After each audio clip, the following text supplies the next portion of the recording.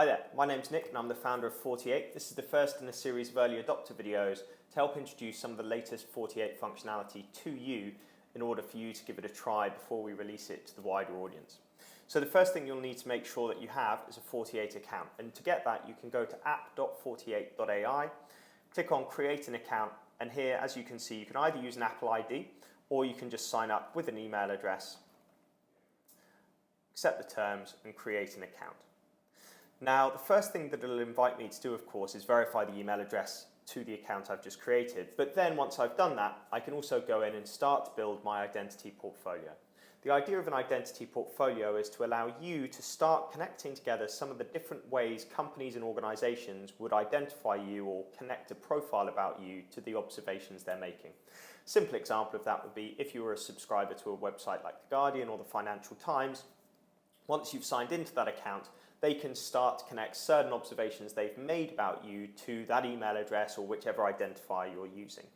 Another example being for mobile numbers, where we support a number of different contact tracing platforms.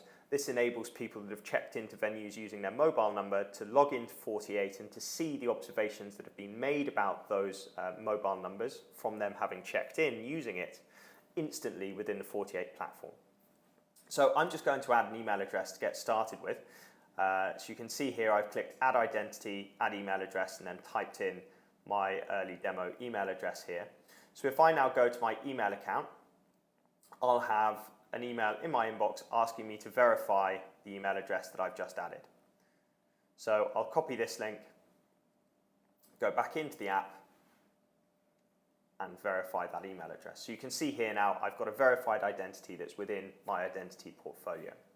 Now that I've added that, if there were historic observations that have been made about me that are connected to that email address by a company, so again if I'd been browsing around a news website, observations have been made about that identifier over the last number of days, and I've now added this identity to my account, all those historic observations would be matched with me, so I'd have a historic view as well as a view moving from today onwards. The way I would see those is by clicking on observations, and in here you then have your observation history. It's kind of a chronology of all of the different observations that have been made about you and matched to one of the identities in your identity portfolio. Similar in many ways to Experian. So you don't sign up to Experian to get your credit report and then only see the events that have occurred from the time that you've created your account. In fact, you likely sign up to Experian once you think you've suffered some type of negative effect, perhaps being refused a loan or not being able to open a bank account. You then create your Experian account and you're then able to see historic events that have occurred leading up to that. And the amount of time that information is held prior to you having created that account is varied depending on the type of information it is. So very, very similar in concept with 48. We hold those observations in escrow on your behalf until we're able to match them with you. And if you don't create an account after a certain period of time of them having been generated, those observations will automatically expire and be deleted from the escrow. So we've got an identity portfolio with one email address in it. We're now looking at the observation history. What I'm going to do in the background is just trigger a notification to the system. And so that notification is telling our system and adding an observation into our escrow about me and the identifier that I've just added into my portfolio. So you can see here that's now been added into my account. So again, imagine I've been browsing around a news website and that news website has made an observation about me from the content I was reading, and perhaps the observation is that I'm interested in Apple computers, that I'm based in the UK and that I'm male. That observation was made by the publisher or the ad tech platform. They've notified 48. That information was held in our escrow until it could be matched with me using that identifier that I've added into the identity portfolio. So you can now see that observation in the account. You can imagine this in real time as you're browsing around different publisher websites, around e-commerce platforms. All of the different observations that are being made about you will start to appear in your 48 account. Obviously, at the moment, that relies on them having notified us about the observations they're making, but there are a number of the partnerships that we're working on to make sure that we have transparency connected into all of these different services. Over the next few weeks, we'll also be adding in the ability for you to review the accuracy of these observations. So if a part of this observation is inaccurate, you'll actually be able to update that and correct the information that's being generated about you. So that's all I'm going to show you in this test application.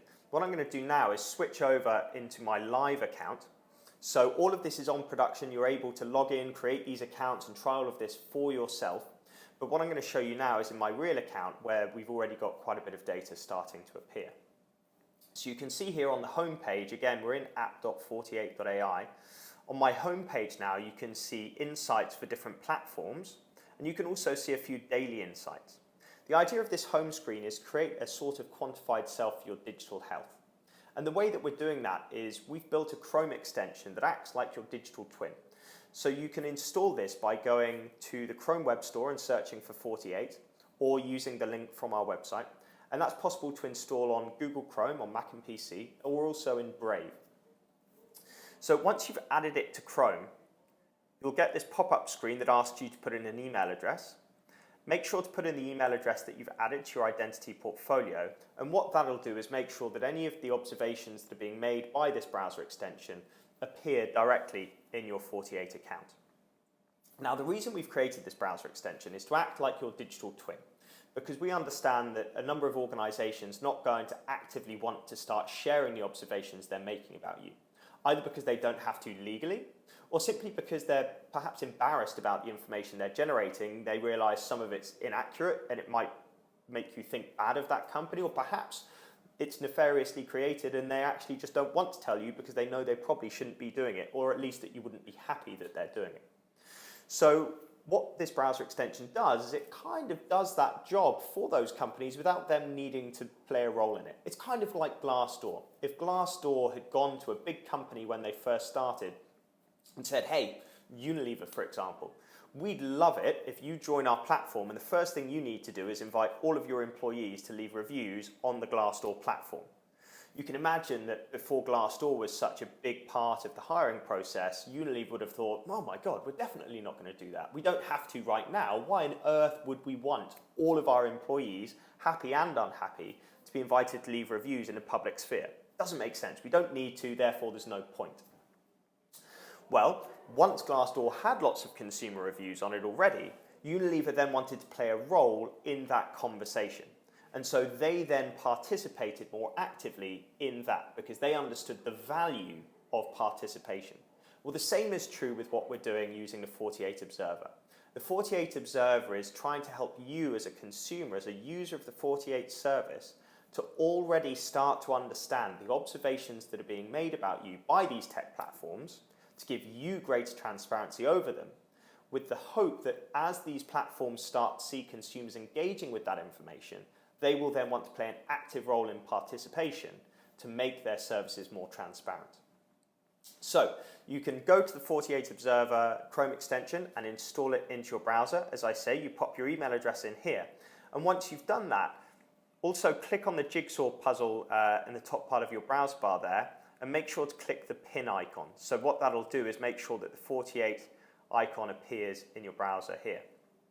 Now, once I've installed that, if I go to a website like YouTube, what this browser extension does is it spots when certain things have been recommended to me. So the idea is that websites like YouTube, let's say, when I visit the home page, you'll see a whole series of different content that appears, and all of this content is being recommended to me based on YouTube's perception of me, what I'm interested in, the assumptions they've made about what I'm interested in from a whole series of different data sources. It could be the videos I've previously watched, it could be information that's been sent to me in an email perhaps. Any number of different factors play a role in the recommendations that are being made to me. Now, what's interesting though is, as many people have themselves been through, is a lot of the time you're consuming information that's being shown to you or recommended to you without being consciously aware of it. So if you're already consciously aware or familiar with a certain topic, let's say a certain celebrity, you're aware of that celebrity, it's a lot easier for your conscious brain to detect that in the homepage and to be aware of the fact it's being recommended to you. However, quite a lot of the time, there's new topics and concepts being shown to you that you're not consciously aware of because your brain hasn't already been trained to spot it. You're not familiar with it. But over time, those topics are repeatedly shown to you, and subconsciously you start to become familiar with it without questioning why you're seeing it, because you weren't initially familiar with it to see it. until you either end up going off down a rabbit hole to watch a ton of that content, or your perception of that topic has already been shifted into a certain mindset because of its association with other topics, and you're not even aware it's going on. It's kind of like Derren Brown and the ideas he can leave in a person's mind without them being aware of it. Big tech platforms do that all day, every day, wittingly and unwittingly. And the 48 Observer is designed to help spot when those things are going on. So you can see here, when I went to the YouTube homepage, I received a notification here saying that I've just been observed by YouTube. So what the 48 Observer has done is spotted all of the filter names here, the channel names, and also extracted certain information from the titles of videos that are being recommended to me. And from the titles, we're spotting things like people's names. So if it's a celebrity, a politician, a journalist, for example, we're seeing topics or locations. You can see Texas would be something that will grab out of there. Brands, for example, would be detected. Netflix in here. And so all of these things play a role in our perception of the world. And so the idea is to add this layer of transparency over the top of it. So if I go back into the 48 app and click on observations, what you'll see on the left-hand side here is the observation that the browser extension has made. So the twin has spotted. So in the first instance, we've got this observation that's showing all of the different topics that have been identified. So Robin Williams was one of them. And so on this homepage somewhere, there's going to be content. Here we go, Robin Williams. So if I'd been scrolling up and down, I would likely have subconsciously seen Robin Williams on here and had it in my mind, but I wouldn't consciously have been aware of it. So if in 12 hours I suddenly start watching tons of Robin Williams content, I wouldn't have been able to understand how or why I'd come to that position. So we have all of this information that's spotted, but we also then have a second observation here, which is grabbing all of the filtered names. So as I'm browsing around the internet, these observations are being generated by the twin. Again, we don't need YouTube or these platforms to play a role in this or to participate yet. We're able to do this through the digital twin that we're creating in this browser extension. Now, the twin is currently designed to work on YouTube. It also works on Google to spot the recommended searches that are being shown to you or promoted to you as you're searching for a certain topic, because those are personalized around your previous search history. Also the domains that are shown to you within search results, because again, the websites that are recommended to you within those search results are personalized to you based on Google's assumption of what you would or would not find most interesting and relevant. It also works on Twitter to spot when a tweet within your feed has got a certain Twitter flag associated to it, and those flags could be a UK government Twitter account or a Russian state-affiliated Twitter account. Idea being to help you see when certain more extreme or more politically biased types of content are being recommended to you with a higher or lower frequency of in your Twitter feed. We do the same with LinkedIn, seeing which authors, companies, hashtags or topics are being appearing most prevalent in your LinkedIn feed. We do the same with Pinterest, perhaps a little bit less political, but certainly if you're a creative and you feel like you're only ever seeing the same thing, something quite interesting about seeing the frequency or the relative frequency of how topics and content are being recommended to you. With Instagram, we do the same, because most people don't realize that when you upload a photo into Instagram, all of the algorithms in Facebook are analyzing that image and adding a text-based description to it. So we're able, with the 48 Observer, to spot when certain repetition is appearing of the topics and content within those images that are being promoted to you within your feed. With Facebook, we spot sponsored content posts. I think there's a couple of other platforms, but my mind draws a blank now. So 48 Observer is in early beta. It's available for you to download and start using. The observations will start appearing in your account, and you'll be able to see that observation history here. So you can see I've been using it quite extensively, and I'm starting to build up quite a number of observations here. And what we're now starting to introduce, and this is where a lot of our focus is over the next week or two, is analysing that data and providing you with a sort of quantified self, but for your digital health. So you can see here Two Set Violin, which is a YouTube channel that came out of nowhere a week ago, and I've now been watching quite extensively over the last couple of weeks. Two Australian guys, quite funny, talking about classical music. So I'm now able to see the certain topics or topic types that are becoming more or less prevalent today versus yesterday. We'll be adding in a number of different topics into here. You can see here in this updated view of the dashboard, we'll be adding in things like the emerging topics or the vanishing topics, things that have appeared today that were never prevalent in the past, things that have vanished today that were historically quite prevalent, emerging topics and trends, etc.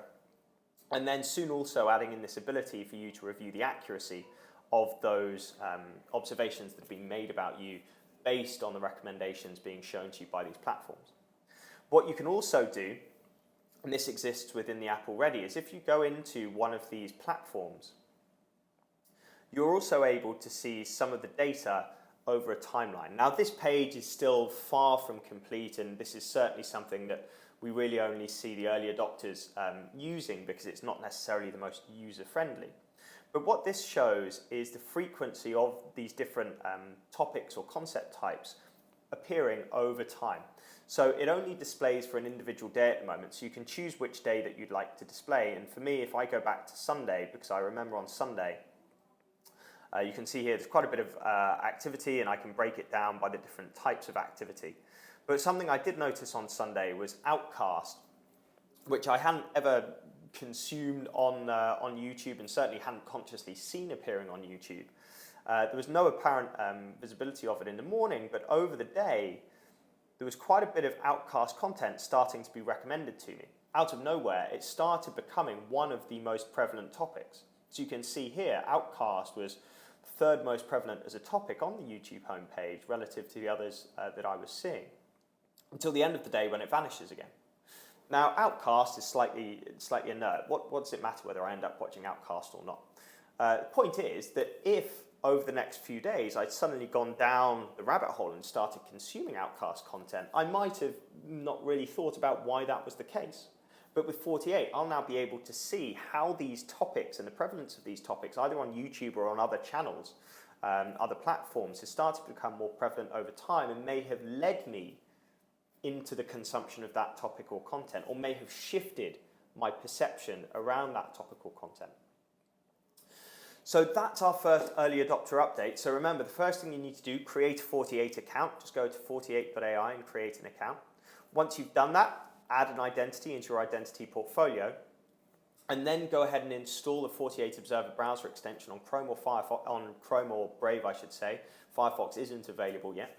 So install it on Chrome or Brave, start generating these observations, start having a look at some of that data, and as we start to introduce new insight types onto the homepage, you'll also start to see an update of how this data may be interesting to you over time. But what's important is start building up some of these observations in your history, so as we introduce those data analysis capabilities, you'll then start to benefit from the insights they provide. That's our first update. Look forward to sharing our next early adopter update with you in the near future. Thank you.